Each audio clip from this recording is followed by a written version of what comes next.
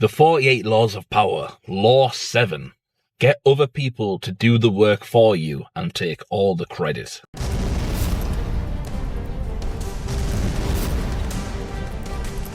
So this law is a very, very powerful one that a lot of the big dogs apply, okay? Most of the G's or the people that you admire have a huge, huge team behind them doing a lot of the legwork and making them appear like they're untouchable, they're amazing. This is a natural law of CEOs and people that are running a high-end business.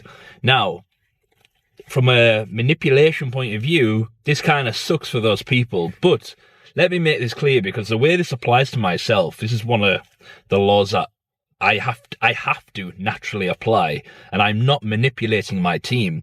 But for my Amigo brand to work as well as it can do, I have to dish out all the creative edits and the creative projects we've done, and I cannot tell them exactly every single G in my team that's made it, because I'm waffling to the client. What looks better for a client is if I just drop them some amazing work and say, boom, there you go. Going back to the other laws, when I'm talking about just dropping value. If I said, here's an edit that I made, and I prompted one of my younger G's to make it, and they made it really well, and this G's called blah, blah, and then he made this, and he's from this country. I'm giving way too much information. They don't care, and now the reputation of the brand's taken a hit. So I'm not manipulating my own team here, but I apply this a lot. Now, obviously, some of the clients that I have that I'm close with and I talk to a lot, I then tell them about my team. I tell them a couple of the young G's I've got around the world, Nedim, Rocco, Job, all these guys that I'm working with, Neil. So there's different people in my team. But when I'm handing over work, let's use Tate as an example. When I'm handing work over to Tate, creative projects, I'm not saying to him every single time, hey, Rocco made this one, here you go. I'm just dishing it over. He's aware I've got the Amigo network. It's a very cool, a very powerful work thing that he can use and other clients use, right? He doesn't need to know exactly all the details of who's making it, when it was made, where that person's from. Now, from Rocco's point of view, just in this example, would he appreciate it if I went to Tate every time and told him every single time Rocco made something cool? If I said, hey, this one's from Rocco, hey, this one's from Rocco, Rocco would probably appreciate that. But whether Rocco likes it or not, that would take value away from the brand, because obviously Tate looking at that would be like, Rocco, right, where's Amigo? Where's the brand here? When you go buy something from Adidas or Nike in the store, it doesn't come with a note as to the kid who stitched it. Right? It doesn't come with the person who delivered it there, the lorry driver that drove all the materials. You just get Adidas. You buy the tracksuit and it says Adidas on it, and at no point do you think about the kid that stitched it up or the people that drove it over or the person that designed that tracksuit. You just think Adidas.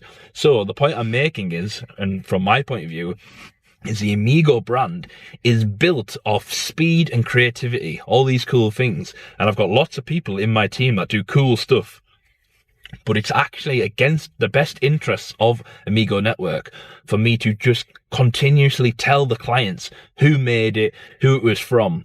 If there is an illusion to all the clients, and it's not an illusion, it's not fake, but if their illusion is this Amigo person, because a lot of the clients don't know me personally, they just know me as Amigo, right? This Amigo person just drops me these cool edits when I ask for them and I pay them money. They maybe think it's one person. They don't need to know it's a team of people, even though if they ask, I do tell them. And that in itself gives power. That is power. So the biggest people you know, the Tates, obviously, as you know, the Tate's got the war room and it's got different groups, right? People are working for them and helping them. So when Tate wants an update on the crypto, he's not going researching crypto, he's going, crypto guy, give me an update. Yeah? When someone wants something done with AI, they're not going to research it themselves. They're saying, AI guy, give me the information and I'll share it out. So I'll give you an example or so. The other day there was an advert popped up on YouTube. It was about a new course with Tony Robbins and some other guy. And they were like, you need to join this course and get advanced with AI and do it. Tony Robbins and the other guy running the course, they will not know enough about AI to be absolute AI legends and G's, right? What they will do is they will have AI geniuses working with them, for them, and they will be monetizing the knowledge that those guys are giving them. Because people like Tony Robbins and whoever the other guy was, they have the platform, they have the audience. So I'll give you another example, right? If Tate wanted to release his own editing software where people could apply, spend the money, and get edits back, right? He could say, here's Amigo Network, here's a brand, you just pay the money and you get edit. And but he says like it's his brand. Amigo Network would shoot through the roof, right? At no point would he say, oh, Tyson does this, and Ghost and Nedim and Rocco and all these people, they all do it. It would just be his Amigo brand, right?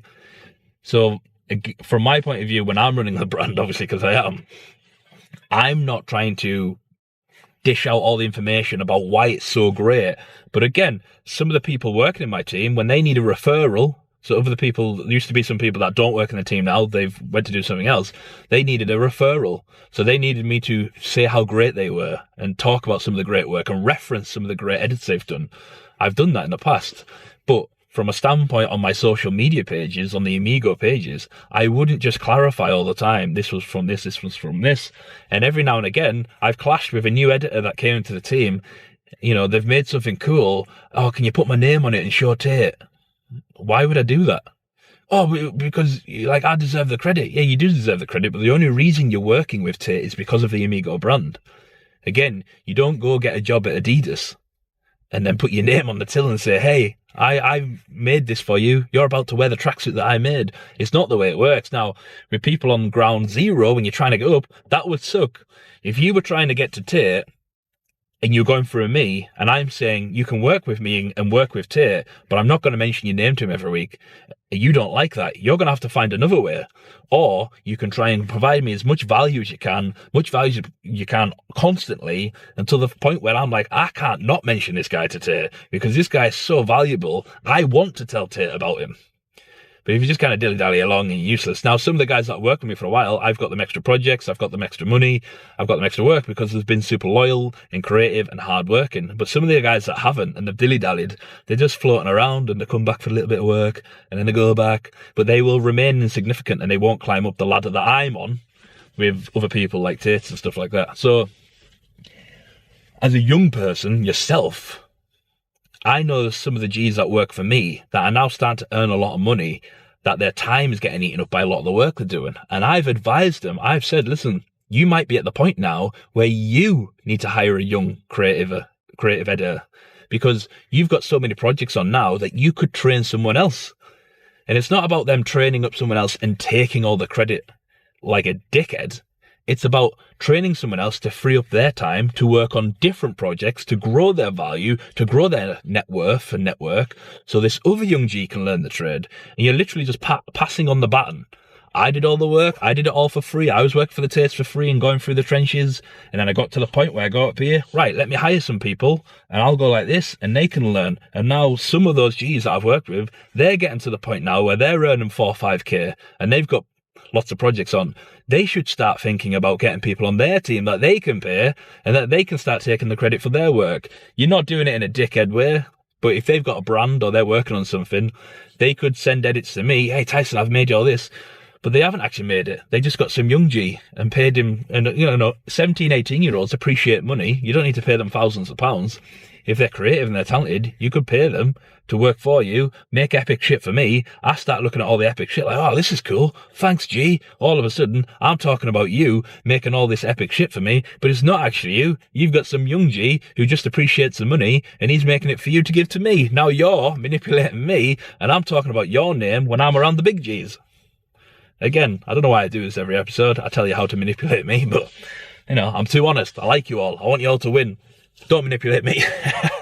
But that's law 7. Get other people to do the work and you can take all the credit for it. Again, I recommend not being a dickhead. The laws in the book are actually to teach you how to not get manipulated off other people, not how to manipulate. So this is for you to also keep in mind when you are doing work for clients and they maybe are passing it on to someone else. There's a good chance you won't be getting the credit. But being 100% authentic with you. If you've worked with me for a while, I have given you the credit before, so keep that in mind. But that is law 7. And remember, self-hypnosis is the key.